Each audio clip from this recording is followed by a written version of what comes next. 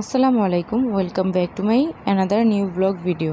তো আজকে আমি নিয়ে চলে এসেছি একটি গুরুত্বপূর্ণ টপিকের উপর ভিডিও।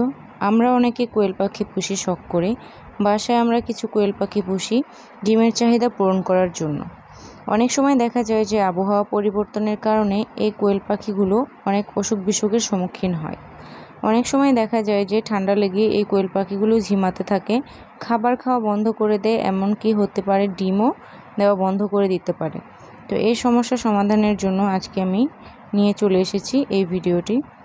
অনেক সময় দেখা যায় যে কোয়েল পাখি ঝিম পাড়ছে অনেক কারণে।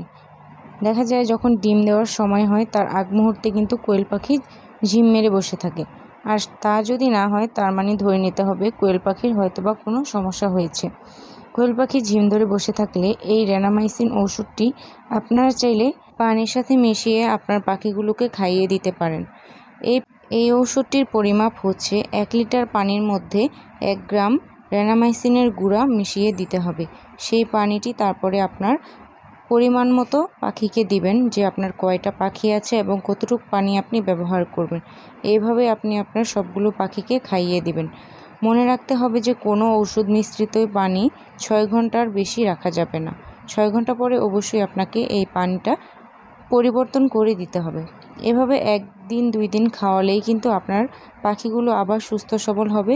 তবে হ্যাঁ, রেনামাইসিন দেওয়ার ফলে কিন্তু ডিম দেওয়া পাখি প্রায় 2-1 দিন ডিম একটু কম দেয়, এতে ঘাবড়ানোর কিছু নেই, পরবর্তীতে আবার ঠিক হয়ে যায়।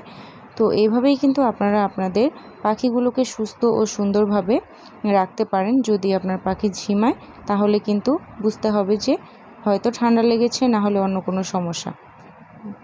তাছাড়াও নর্মালি কিন্তু কোয়েল পাখি এমনিতেও একটু ঝিম পেড়েই বসে থাকে।